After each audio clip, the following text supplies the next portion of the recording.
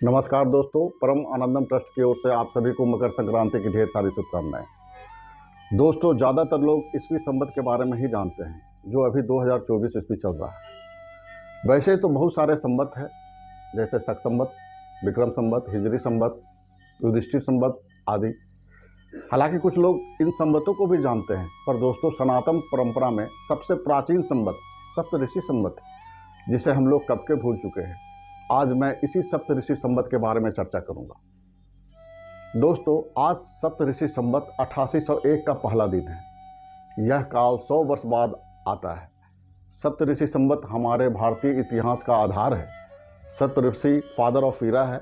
जितने भी ईरा हुए हैं उसका यह आधार है। युधिष्ठिर जब राज कर रहे थे तो मघा नक्षत्र में सप्तऋषि काल का 6776 बीसी यानी ईसा पूर्व 6776 चल रहा था। यदि हम सप्तऋषि का प्रारंभ मानते हैं तो 8800 वर्ष चल रहा था। आज यानी 8801 में हम प्रवेश कर चुके हैं, जो 100 वर्ष बाद आता है।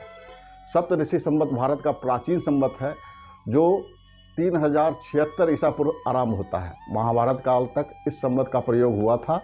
बाद में धीरे धीरे ये भारतवर्ष में विस्तृत हो गया। लेकिन दोस्तों, भारत के कुछ क्षेत्र ऐसे भी थे जहाँ इनका प्रचलन चलता रहा। इसको बचाने का श्रेय कश्मीर और हिमाचल प्रदेश को है। उल्लेखनीय है कि कश्मीर में सप्तऋषि संवत को लौकिक संवत कहते हैं और जम्मू और हिमाचल प्रदेश में शाक्त संवत। ऐसी मान्यता है कि जब से सृष्टि प्रारंभ हुई है तभी से सप्तऋषि संवत अस्तित्व में आया है। प्राचीन काल में भारत ही नहीं बल्कि विदेशों में भी सप्तऋषि संवत का प्रयोग होता था। इसके बहुत सारे प्रमाण भी मिलते हैं हमारे प्राचीन ग्रंथों में, जैसे कि पुराण, महाभारत, राजतरंगिणी, श्रीलंका का प्रसिद्ध ग्रंथ महावंश आदि में इसका विस्तार से वर्णन है।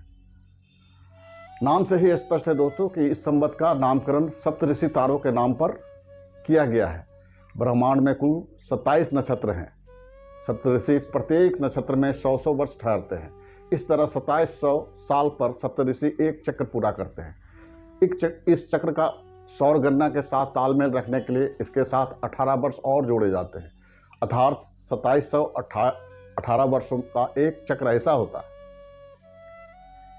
एक चक्र की समाप्ति पर फिर से नई गणना प्रारंभ होती है। इन 18 वर्ष को संसंपर्क काल कहते हैं। जब सृष्टि प्रारंभ हुई थी उस समय सप्तऋषि श्रवण नक्षत्र पर थे और आजकल अश्विनी नक्षत्र पर हैं।